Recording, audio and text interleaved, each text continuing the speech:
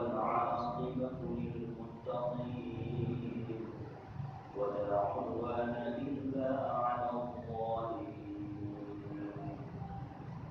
أشهد أن لا إله إلا الله وحده لا شريك له وأشهد أن سيدنا ومولانا محمدا عبده ورسوله الذي لا نبي بعده اللهم صل على سيدنا محمد وعلى آله وأصحابه أجمعين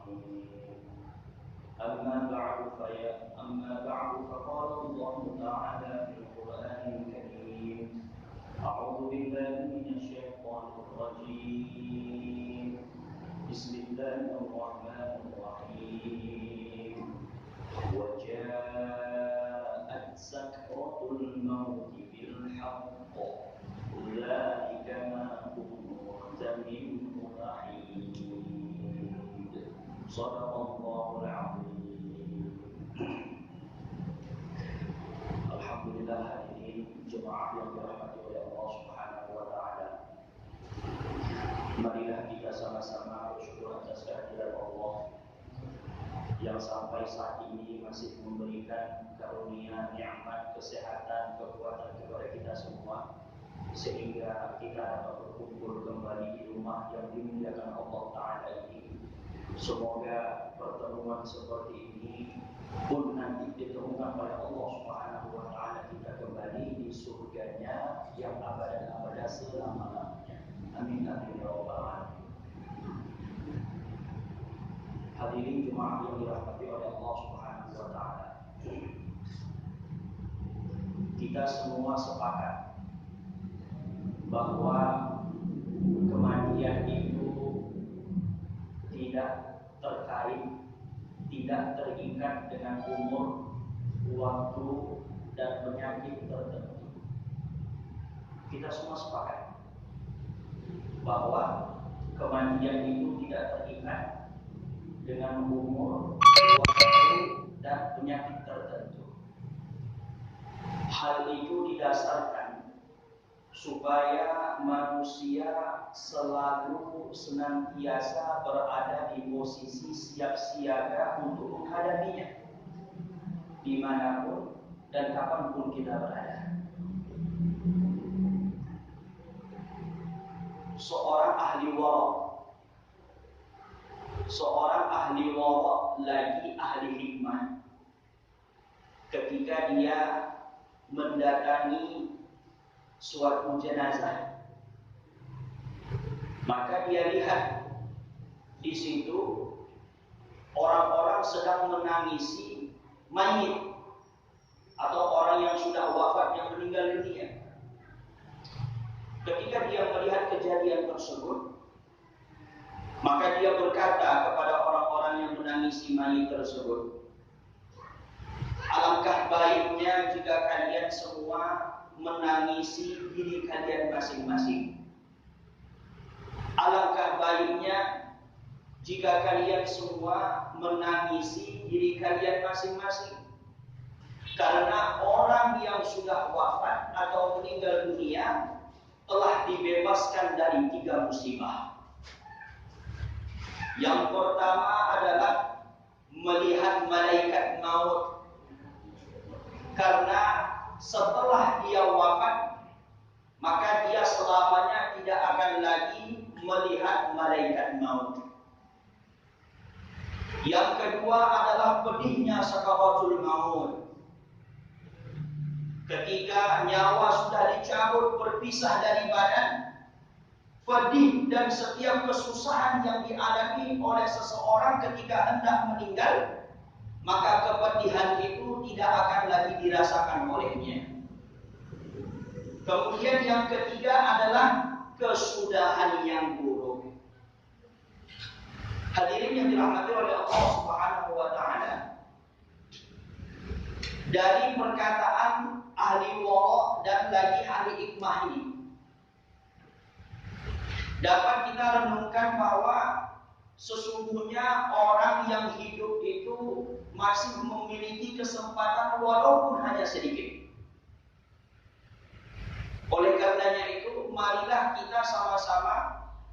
berusaha sekuat mungkin supaya bagaimana perintah Allah dapat kita laksanakan, apa yang Allah larang kita jauhkan, dengan harapan supaya Allah Subhanahu wa taala nanti memasukkan kita ke dalam golongan orang-orang yang mendapatkan karunia husnul khatimah di akhir hayatnya.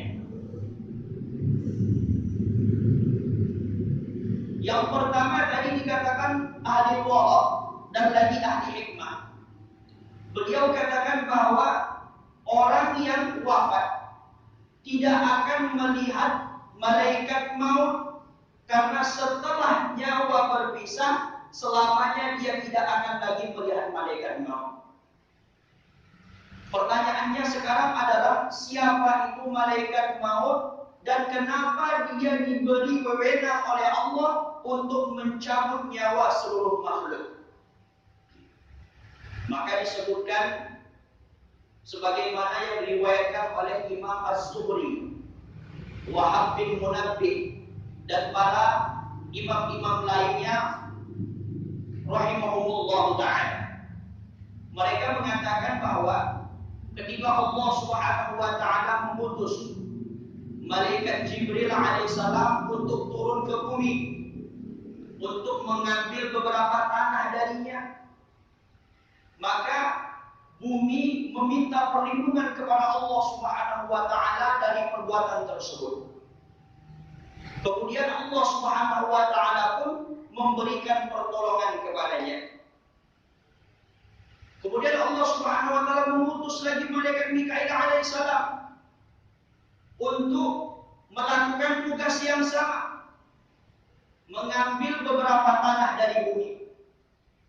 Dan bumi kembali meminta pertolongan kepada Allah dari perbuatan tersebut, dan Allah Subhanahu wa taala pun memberikan pertolongan kepadanya. Sampai akhirnya Allah Subhanahu wa taala mengutus malaikat Israil alaihi salam turun ke bumi untuk melaksanakan tugas yang sama. Dan kembali bumi meminta pertolongan kepada Allah. Tetapi malaikat Israil alaihi salam tidak menghiraukannya.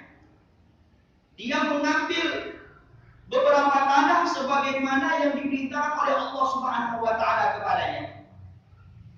Setelah dia ambil, maka Allah bertanya kepadanya, "Apakah bumi tidak meminta perlindunganku darimu?" Maka dia menjawab, "Benar ya Allah." Maka Allah bertanya lagi, "Kenapa kamu tidak memberikan perlindungan kepadanya sebagaimana yang diberikan oleh Jibril dan Mikail alaihi wassalatu wassalam?" Maka Israil alaihi salam menjawab, "Ya Allah, bagiku menjalankan apa yang Kau perintahkan adalah suatu kewajiban yang aku harus tunaikan daripada memberikan rahmatku kepadanya." Setelah mengatakan seperti itu, maka Allah berfirman, "Pergilah kamu, sesungguhnya kamu adalah malaikat maut. Aku telah memberikan wewenang kepadamu untuk mencabut seluruh nyawa manusia." Maka dari sini dapat kita ketahui bahwa malaikat maut diberikan wewenang oleh Allah Subhanahu wa taala dari kisah yang baru tadi sama-sama kita dengar. Setelah dia diberi wewenang oleh Allah Subhanahu wa taala, maka dia pun mulai menangis. Malaikat maut mulai menangis. Maka Allah bertanya kepadanya, "Kenapa engkau menangis?" Maka dia menjawab, "Ya Allah, sesungguhnya Engkau tidak menciptakan sesuatu yang buruk darinya, dan Engkau hanya akan menciptakan orang-orang pilihan dan orang-orang baik darinya, dan Engkau tidak akan menciptakan sesuatu yang buruk darinya kecuali kematian. Jika mereka mengetahui bahwa kematian itu dikarenakan aku yang merenggut nyawa-nyawa mereka, maka pastilah mereka akan membenciku dan tidak menyukaiku." Setelah berkata demikian, maka Allah Subhanahu wa taala berfirman, Aku akan menciptakan, akan menjadikan beberapa penyakit yang mana dengan sebab penyakit tersebut manusia akan meninggal atau wafat. Sehingga orang-orang tidak akan menyangka kamulah sebagai dalamnya. Dan kemudian Allah Subhanahu wa Ta'ala menjadikan penyakit-penyakit dan hal-hal yang lainnya sebagai sebab kematian manusia. Hadirin jemaah yang dirahmati oleh Allah Subhanahu wa Ta'ala, disebutkan juga bahwa malaikat Israil atau malaikat maut, beliau adalah malaikat yang sangat ditakuti oleh para malaikat-malaikat yang lainnya. Sebagaimana salah seorang di antara kita, apabila kita melihat seekor hewan yang buas datang di hadapan kita, menghampiri kita, maka kita pun akan merasa takut dengan kehadiran dan kedatangan hewan buas tersebut. Begitu juga lah yang dialami oleh malaikat-malaikat. Ketika mereka didatangi dan dihampiri oleh malaikat maut, sebagaimana yang disebutkan oleh Imam Al-Qurtubi rahimahullah ta'ala di dalam kitabnya At-Tadhkirah, beliau mengatakan ketika malaikat pembawa arasy didatangi oleh malaikat maut, maka dia langsung meleleh, mengecil seolah-olah seperti seutas rambut, dikarenakan saking takutnya melihat malaikat maut alaihi salam. Dan selain daripada itu, malaikat maut alaihi salam juga adalah malaikat yang memiliki pembantu-pembantu yang banyak lagi setia kepadanya. Sehingga disebutkan bahwa apabila pembantu-pembantunya ini tadi disuruh untuk menelan bumi beserta isi-isinya dengan sekali telan saja, maka mereka semua dapat melakukannya. Nah, timbul pertanyaan dari sini. Jika ada orang yang wafat di sebelah timur dan ada yang wafat di sebelah barat, maka bagaimana caranya malaikat maut mencabut nyawa orang yang di sebelah barat dan di sebelah timur di waktu yang bersamaan? Apakah hal tersebut mungkin dilakukan malaikat maut di waktu yang bersamaan jika ada orang yang meninggal? Maka dijawab sebagaimana yang dinukilkan oleh Imam Al-Qurtubi rahimahullah ta'ala di dalam kitabnya. Beliau mengatakan salah satu daripada jawabannya adalah malaikat maut alaihissalam memiliki pembantu-pembantu yang banyak lagi setia. Dan pembantu-pembantunya ini pun diberikan wewenang oleh Allah untuk mencabut nyawa manusia yang lain. Jadi apabila malaikat maut alaihissalam mencabut nyawa orang yang di sebelah timur, maka pembantu-pembantunya yang lain akan mencabut nyawa manusia yang ada di sebelah barat. Ini adalah salah satu jawaban yang diberikan oleh Imam Al-Qurtubi di dalam kitabnya. Hadirin jemaah yang dirahmati oleh Allah Subhanahu wa Ta'ala, disebutkan juga bahwa ketika orang hendak meninggal dunia atau di saat sakaratul maut, disebutkan bahwa orang tersebut secara hakikatnya itu dikelilingi dan dipagari oleh malaikat-malaikat yang lainnya. Jadi ketika kita melihat ada orang yang hendak meninggal dunia, terbujur di atas tempat tidur, di dalam keadaan sakarat, itu secara hakikatnya mereka itu sedang dikelilingi oleh para malaikat dan dipagari oleh malaikat. Kenapa? Karena jika mereka tidak dikelilingi dan dipagari oleh malaikat-malaikat, maka ini jasad akan terbental sampai ke padang pasir dan gurun yang tandus dikarenakan pedihnya tekanan di saat sakaratul maut. Kita tidak menyaksikan itu. Kita tidak menyaksikan hal seperti itu. Tetapi secara hakikatnya orang yang sedang dalam keadaan sakaratul maut,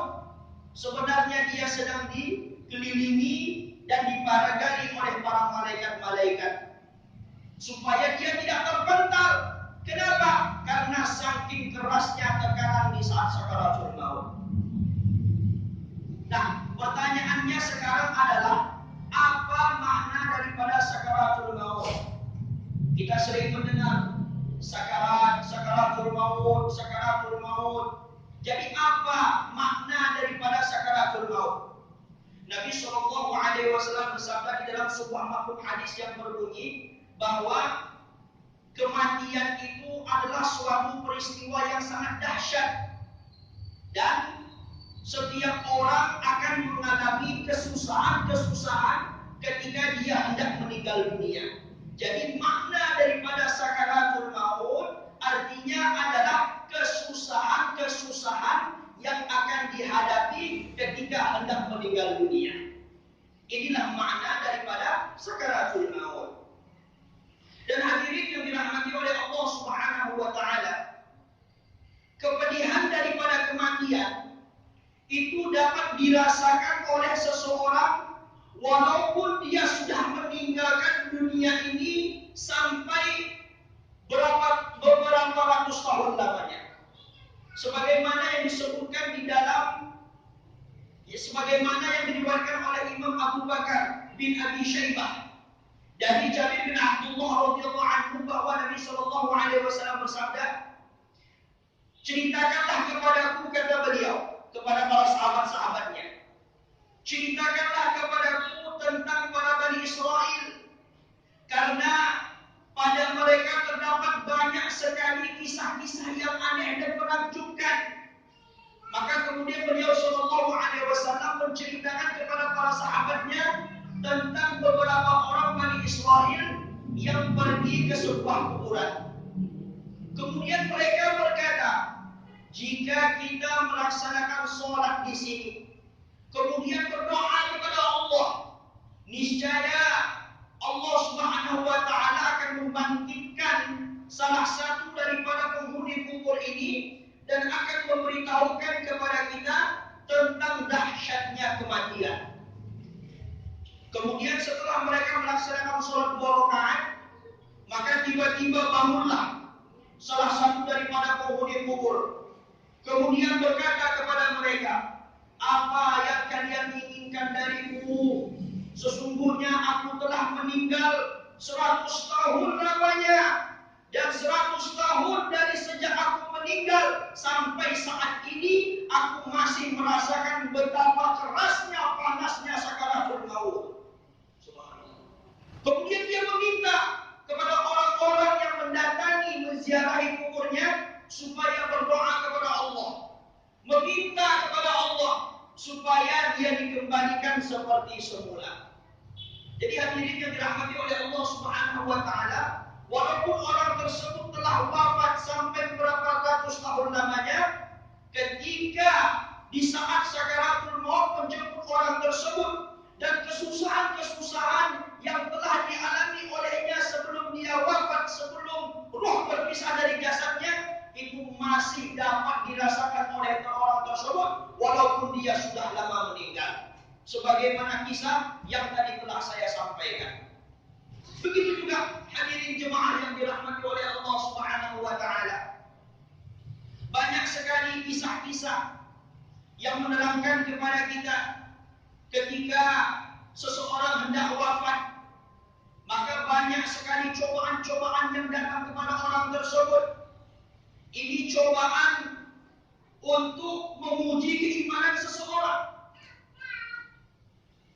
Ini cobaan sebenarnya untuk menguji iman seseorang, supaya bagaimana orang tersebut tidak terlena, tidak tergoda dengan rayuan syaitan yang datang menjemput seseorang ketika hendak meninggal dunia.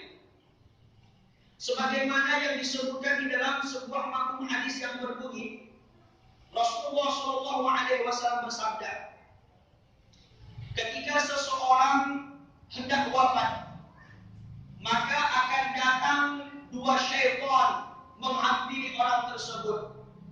Satu dari sebelah kanan dan satu lagi akan duduk di sebelah kiri. Maka syaitan yang duduk di sebelah kanan akan menjelma sebagai seorang ayah dan akan merayu orang tersebut dengan mengatakan, wahai anakku, aku adalah ayahmu yang sangat menyayangi dan mencintaimu. Maka peluklah agama Nasrani, karena agama Nasrani adalah agama yang paling benar di antara agama-agama yang lainnya. Maka syaitan yang sebelah kiri akan menjelma sebagai seorang ibu dan akan merayu orang tersebut dengan mengatakan, wahai anakku, aku adalah ibumu, aku sangat cinta kepadamu, akulah yang melahirkanmu, dan akulah yang selalu menyayangimu. Maka sebelum kamu wafat, masuklah kamu ke dalam agama Yahudi, agama yang paling baik di antara agama-agama yang lainnya. Sehingga apabila orang tersebut terayu dengan rayuan yang diberikan syaitan di dalam di saat sakaratul maut, maka orang tersebut akan mati dalam keadaan tanpa membawa iman. Nauzubillah, summa na'udzubillahi min dzalik. Hal ini dialami oleh Imam Ahmad bin Hanbal rahimahullahu taala. Sebagaimana yang disebutkan di dalam kitab Al-Manaqib, Imam Ahmad bin Hanbal rahimahullahu taala, anaknya yang bernama Abdullah bin Ahmad bin Hanbal rahimahullahu taala, anaknya bercerita, ketika ayahku hendak wafat, maka aku mengelap atau menyeka keringat yang ada di jenggotnya. Karena di saat ayahnya hendak wafat, begitu banyak keringat yang berkumpul dan menetes di jenggotnya, sehingga anaknya mengatakan, aku menyeka dan mengelap keringat yang ada di jenggot ayahku dengan menggunakan kain lap. Kemudian seketika ayahku pingsan dan seketika dia sadar. Dan ketika dia sadar, maka dia menggerak-gerakkan jari jemarinya sambil mengatakan, tidak, aku tidak mau, tidak, aku tidak mau. Nah, ketika kejadian tersebut disaksikan oleh anaknya, ketika ayahnya siuman, maka dia bertanya, wahai ayahku, apa yang sedang terjadi kepadamu? Di suatu saat kamu mengatakan tidak, aku tidak mau. Dan di satu saat lagi kamu mengatakan tidak, aku tidak mau. Maka ayahnya mengatakan, tadi aku melihat syaitan datang kepadaku dan dia merayuku supaya bagaimana aku meninggalkan agama Islam. Maka ketika setiap kali dia memujukku dan merayuku untuk meninggalkan agama Islam, maka aku mengatakan tidak, aku tidak mau, tidak, aku tidak mau, tidak, aku tidak mau. Hadirin yang dirahmati oleh Allah Subhanahu wa taala, ini adalah kisah yang dialami seorang imam yang sangat zuhud, qanaah, seorang alim. Apabila kejadian seperti ini dialami oleh orang wali Allah, seorang zuhud, seorang imam besar, seorang alim, maka apakah hal seperti ini tidak akan terjadi kepada kita? Pasti hal seperti ini pun akan juga terjadi kepada kita.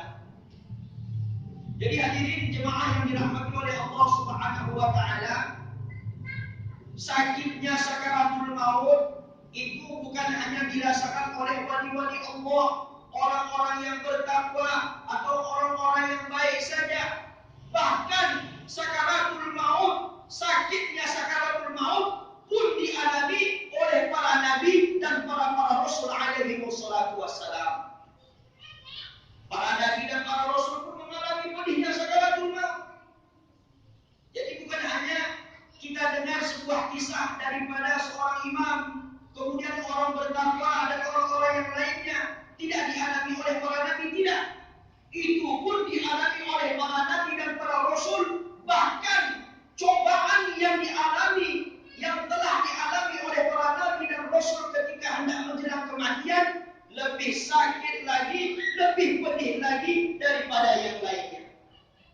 Sebagaimana yang disebutkan di dalam kitab Ar-Ri'ayah, ketika Nabi Ibrahim alaihissalam sudah wafat, maka Allah Subhanahu wa taala bertanya kepadanya, wahai Ibrahim, bagaimana rasanya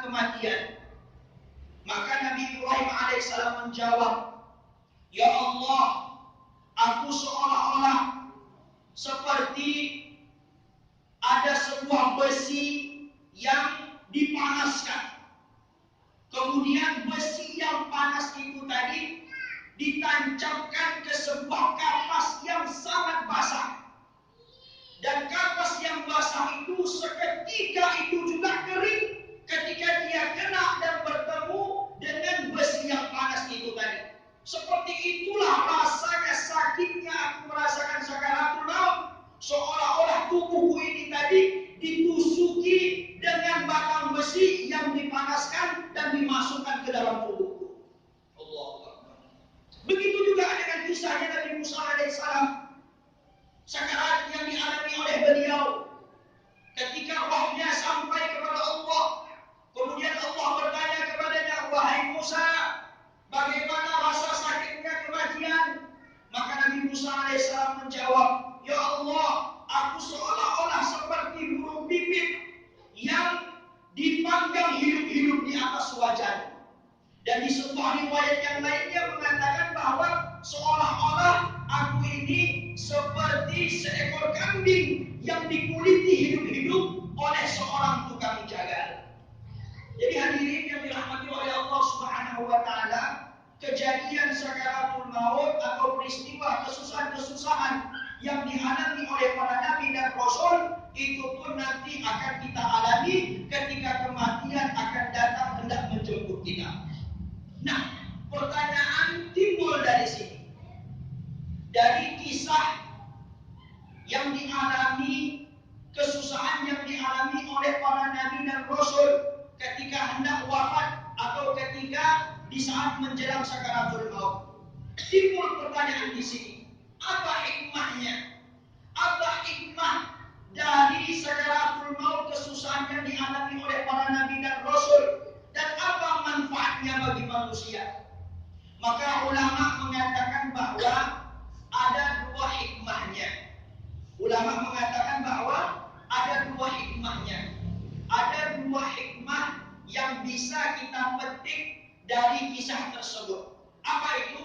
Yang pertama adalah kematian adalah sesuatu yang benar. Yang pertama adalah kematian adalah suatu perkara yang benar. Dan kematian adalah sesuatu perkara atau suatu peristiwa yang sangat dahsyat. Yang mana kedahsyatan kematian itu sangat dirahasiakan sekali. Sehingga ketika kita melihat ada orang yang hendak wafat, maka kita tidak akan menyaksikan kejadian-kejadian yang sedang disaksikan oleh orang tersebut. Kita tidak melihat syaitan ada duduk di sebelah kanan dan di sebelah kiri. Kita tidak akan melihat bentuk rupa daripada malaikat maut yang sebenarnya. Dan begitu juga kita tidak melihat bagaimana rasa sakitnya ketika roh itu hendak dicabut. Bermula dari kaki. Kita tidak melihat atau kita tidak dapat merasakan sakitnya ketika roh itu hendak dicabut atau dikeluarkan dari tubuh kita. Maka dikatakan bahwa ulama mengatakan yang pertama adalah kematian adalah suatu perkara yang pasti. Dan kematian adalah suatu peristiwa yang sangat dahsyat. Yang mana sangat lazim dilihat jika seseorang akan meninggal dunia. Jadi ketika ada orang yang meninggal dunia, kita lihat dan kita perhatikan ruh tersebut berpisah dari orang tersebut. Seolah-olah kita menganggap bahwa kematian ini adalah sesuatu yang sederhana. Kenapa kita menganggap kematian itu adalah suatu perkara yang sederhana? Dikarenakan ketidaktahuan kita tentang pedihnya di saat menjelang sakaratul maut. Dikarenakan ketidaktahuan kita tentang kematian, maka kita menganggap kematian itu adalah suatu perkara yang sangat sederhana. Tetapi ketika diberitahukan kepada kita bahwa para nabi, orang-orang yang notabene, orang-orang pilihan Allah Subhanahu wa taala mengalami pedihnya sakaratul maut, maka hendaklah kita meyakini bahwa itu pun adalah satu perkara yang dahsyat kecuali bagi mereka-mereka yang mati syahid. Ini yang pertama hikmahnya.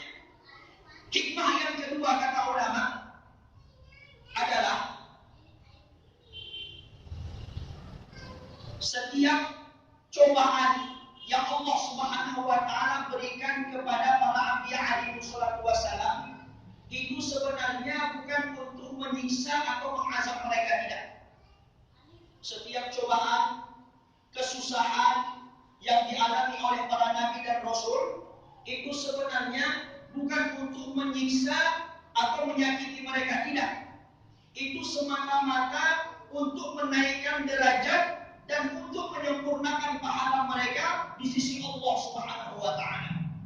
Sebagaimana yang disabdakan oleh Nabi sallallahu alaihi wasallam di dalam sebuah hadis yang berbunyi, manusia yang paling berat cobaannya di dunia ini adalah para nabi dan rasul. Kemudian orang yang mengikuti kehidupan seperti mereka. Kemudian orang yang mengikuti kehidupan seperti mereka, dan begitu seterusnya. Jadi sekali lagi saya sampaikan, sebagaimana yang dinukilkan oleh Imam Al-Qurtubi rahimahullah, cobaan yang atau kesusahan yang dialami oleh para nabi dan rasul ketika menjelang kematian itu bukan untuk menyiksa mereka, tidak. Bukan untuk menyakiti mereka, tidak. Tetapi semata-mata untuk menaikkan derajat mereka setinggi-tingginya dan menyempurnakan pahala mereka di sisi Allah Subhanahu wa taala. Sebagaimana ujian dan cobaan yang Allah Subhanahu wa taala berikan kepada Nabi Ibrahim alaihissalam ketika dia dicampakkan ke dalam api dan dibakar di dalam api, maka cobaan seperti ini bukan maknanya Allah hendak menghinakan Nabi Ibrahim alaihissalam, tidak. Dan peristiwa tersebut disaksikan oleh orang-orang yang menyiksa Nabi Ibrahim, tidak. Tetapi itu semata-mata untuk menaikkan derajat Nabi Ibrahim dan menyempurnakan pahalanya di sisi Allah Subhanahu wa taala. Begitu juga dengan Nabi Musa alaihissalam yang dikejar-kejar oleh bala tentara Firaun, yang dipenuhi dengan rasa takut.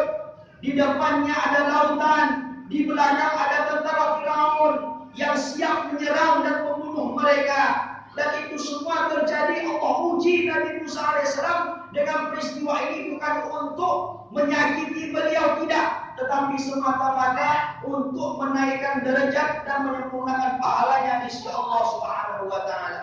Begitu juga dengan Nabi Muhammad sallallahu alaihi wasallam yang dengan kemiskinan, kemudian beliau selalu dicaci maki dan disakiti oleh orang-orang kafir Quraisy. Jadi atas perkara yang dirahmati oleh Allah Subhanahu wa taala, ini adalah buah hikmah yang diberikan oleh ulama kepada kita.